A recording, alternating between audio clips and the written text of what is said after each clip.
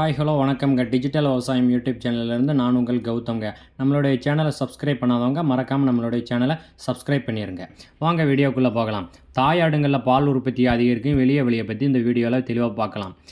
என்னடா இவன் கன்னியாடுங்களை பற்றி காமிச்சிட்டு இருக்கானேன்னு பார்க்குறீங்களா? எல்லோரும் கொடியாடு வேலியாடுன்னு நல்ல பெரிய ஆடுங்களை வளர்த்துட்டு இருப்பாங்க. நீ என்னடா கன்னியாடை வளர்த்துட்டு இருக்கான்னு பார்க்கிங்களா? அது ஒன்றும் இல்லைங்க. எந்த ஆடாக இருந்தாலும் நம்ம பால் உற்பத்தி அதிகரித்தா மட்டும்தான் குட்டிங்களோட வளர்ச்சியை அந்த பால் உற்பத்தியில் தான் இருக்குது. நீங்கள் நினைக்கலாம், என்னடா இவன் பால் உற்பத்தின்னு சொல்கிறானே, தலைச்சேரி, போயர், சிரோகி, ஜமுனாபாரி அந்த மாதிரி ரகத்தை வளர்த்தாலும் பால் உற்பத்தி அதிகமாக இருக்கும்ல, குட்டி வளர்க்கும்ல நீங்கள் நினைக்கலாம்.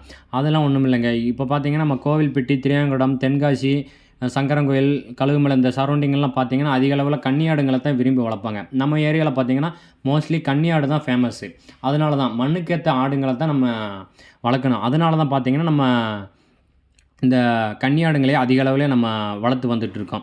இப்போ பார்த்தீங்கன்னா நம்ம ஆடுங்கள்லாம் மேய்ச்சல் முறையில் தான் முழுக்க வளர்த்துட்ருக்கோம். காலையில் சாயந்தரம் ஒரு 2 டைம் மேய்ச்சலுக்கு போயிட்டு நைட்டு ஒரு தடவை மட்டும்தாங்க நைட்டு மட்டும் அடர் தீவனம் மட்டும் ஆடுங்களுக்கு கொடுக்குறோம். நம்ம என்ன தான் ஒன்று போல் வளர்த்தாலும் காலத்துக்கு ஏற்ப வகையில் ஆடுங்களை வளர்க்கணுங்க. இப்போ பார்த்தீங்கன்னா கரெக்டாக ஒரு கோடை டைம்னு பார்த்தீங்கன்னா ஒரு மேய்ச்சலுக்கு போயிட்டு நைட்டு கொஞ்சமாக அடர் தீவனம் போட்டாலே போதுங்க. இப்போ நல்ல ஒரு பால் உற்பத்தி ஓரளவுக்கு நல்லா இருக்கும். இதே மழை காலம்னு பார்த்தீங்கன்னா மழை அதிகமாக பேஞ்சால் மட்டும் நம்ம வீட்டில் இற போட்டுட்டு அடுத்து மேய்ச்சலுக்கு 10 நாள் போதுங்க. இந்த பனிக்காலத்தில் பொறுத்தளவு எவ்வளோ தான் நம்ம தீவனம், மேய்ச்சல் முறை, அடர் தீவனம் கொடுத்தாலும் கூட அந்த பால் உற்பத்தி போன ஈத்தை கம்பேர் பண்ணால் இந்த ஈத்தில் கம்மியாக வரும். ஏன்னு பார்த்தீங்கன்னா அதனுடைய மெயின்டெனிங் செலவு அதிகமாக போகுங்க. அதனுடைய மெயின்டெனிங் பார்த்தீங்கன்னா எனர்ஜி அதிகமாக வேஸ்ட் ஆகும். இப்போ பார்த்தீங்கன்னா கொசுக்கடி, குளிர், சளி, துரத்தல் அந்த மாதிரி பிரச்சனைகள்லாம் ஆடுங்களுக்கு இருக்கிறதுனால இதை சமாளிக்கிறதுக்கு அதிக அளவு எனர்ஜி அந்த ஆடுங்களுக்கு வேஸ்ட் ஆகும். அப்படி போகும்போது நம்ம கொடுக்கக்கூடிய தீவனத்துக்கு அதுக்கே போகிறதுனால பால் உற்பத்தி கொஞ்சம் கம்மியாகலாம்.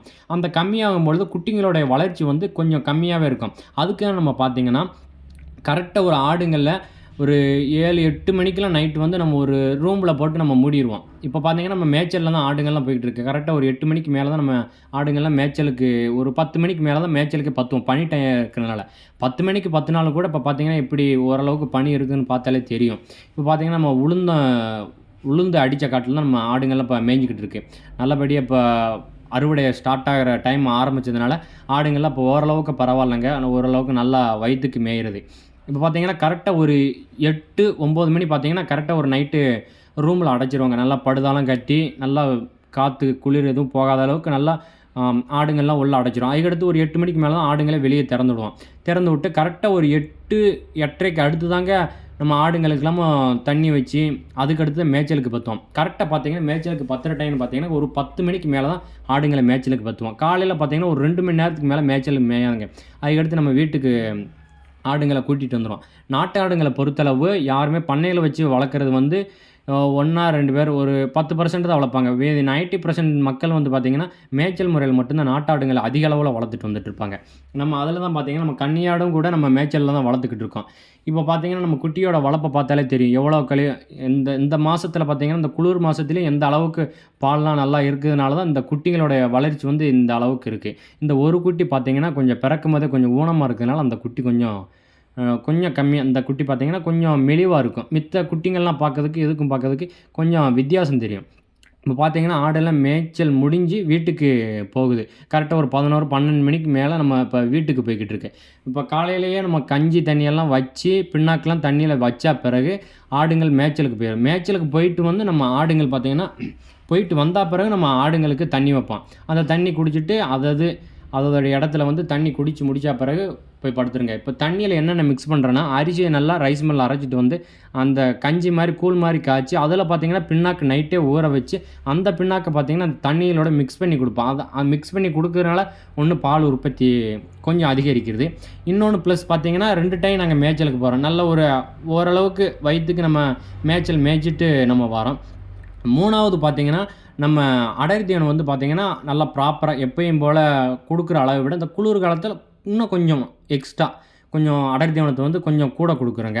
4வது விஷயம் பார்த்திங்கன்னா நம்ம என்ன தான் தீவனம் எல்லாமே கொடுத்தாலும் கூட ஆடுங்களுடைய வெயிட்டோ இந்த பாலோ இந்த உற்பத்தி இந்த குளிர்காலத்தில் இந்த மித்த காலத்தை கம்பேர் பண்ணும்போது இந்த குளிர்காலத்தில் கம்மியான வெயிட்டும் கம்மியான பால் அளவு தான் இருக்கும். போன ஈத்தை காட்டிலும் இந்த குளிர்காலத்தில் பார்த்திங்கன்னா கம்மியான பால் தான் இருக்கும். இதுக்கு நம்ம என்ன பண்ணணும்னு பார்த்திங்கன்னா, நல்ல ஒரு நெட்டு உயரமான ஆடு, ஒரு 4 பல் 6 பல் ஆடு, நல்ல ஒரு தாயாடு இருக்குதுன்னு பார்த்திங்கன்னா, நல்ல உயரமான ஆடு இருக்குன்னா, அந்த ஆடுக்கு நல்லா குளிர் எதுவும் இருக்காத மாதிரி நைட்டு நல்லா ஒரு ரூமில் மூடிட்டு காலையில் திறந்து விட்டு கரெக்டான அளவு தண்ணி நல்லா கொடுத்து வயிற்றுக்கு மேய்ச்சலுக்கு போயிட்டு வந்து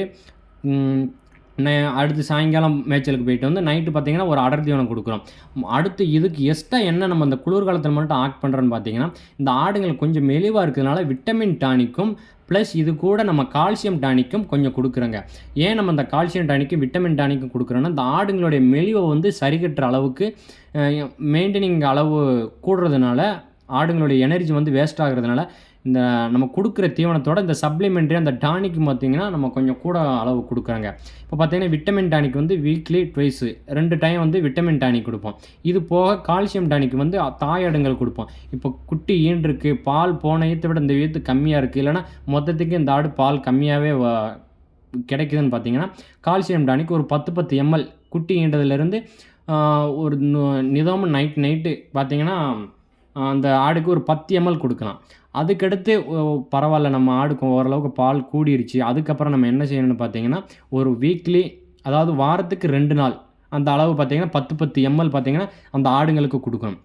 இதுதாங்க காலையில் சாயந்தரம் நாட்டாடுங்களை பொறுத்தளவு மேய்ச்சலுக்கு தான் போகணும். நான் பண்ணை முறை ஆடுங்கள் வளர்க்குறத பற்றி நான் பேசலை. பண்ணை முறையை பொறுத்தளவுக்கு அவங்க நல்லா ஷெட்டிலே வச்சு நல்லபடியாக தீவனம் கொடுத்து ஆடுங்களை நல்ல முறையாக வளர்ப்பாங்க. நம்ம இந்த மேய்ச்சல் முறையை போகிறதுனால, அதாவது பனி நேரத்தில் மேய்ச்சலுக்கு போக சரியாக மேயாது, நம்ம அப்படியே மேய்ச்சல் போயிட்டு வந்து அப்படியே கெட்டிடுவோம்.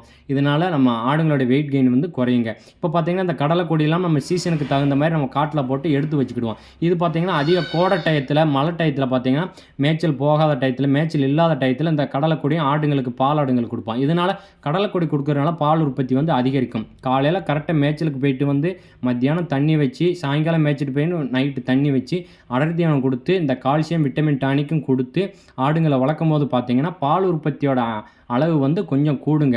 இதே கோடை காலத்தை பொறுத்தளவுக்கு இந்த குளிர்காலத்தில் இந்த மாதிரி செஞ்சால் மட்டும்தான் ஆடுங்களுடைய குட்டி இந்த அளவுக்கு இந்த குட்டிங்களோட அளவு வந்து கொஞ்சம் வலுவலுப்பாக எல்லா சீசனை பொறுத்தளவு இந்த சீசனும் அதே அளவில் வளர்த்துட்டு இருக்கும். அதாங்க நம்ம காலத்தை பொறுத்து ஆடுங்களை வளர்த்தா மட்டுமே அந்த ஆடுங்களுடைய வெயிட் கெயினுங்கும் பால் உற்பத்தியும் சமச்சீராக கிடைக்கும். கோடை காலத்தில் இந்த அளவுக்கு பருவம் மேய்ச்சலுக்கு போயிட்டு வந்து நைட்டு ஒரு தடவை அடர் தீவனம் போட்டாலே இப்போ இந்த குளிர்காலத்தை பொறுத்தளவு அடர் தீவனம் மேய்ச்சலுக்கு போனாலும் பசுந்தீவனம் கொடுத்தாலும் கூட நம்ம நம்ம இந்த விட்டமின் டானிக்கும் கால்சியம் டானிக்கும் இது மாதிரி கொடுத்தா மட்டும்தான் ஆடுங்களுடைய பால் அதிகரிக்கும், குட்டிங்களோட வளர்ப்பும் அதிக அளவில் வரும். போன வீடியோவில் கமெண்டில் கேட்டிருந்தீங்க, பார்ட் டைமாக நம்ம கிடா குட்டிங்களை வளர்க்குறத பற்றி வீடியோ போடுங்கன்னு கேட்டிருந்தீங்க. அடுத்த வீடியோவில் நம்ம கொடுக்கலாம். இன்னும் சில பேர் கேட்டிருந்தீங்க, என்ன ப்ரோ நீங்கள் தாயாடுங்க வச்சு வளர்த்துட்ருக்கீங்க, கிடா குட்டி செம்பேரி குட்டிலாம் வளர்க்கலையான்னு கேட்குறீங்க.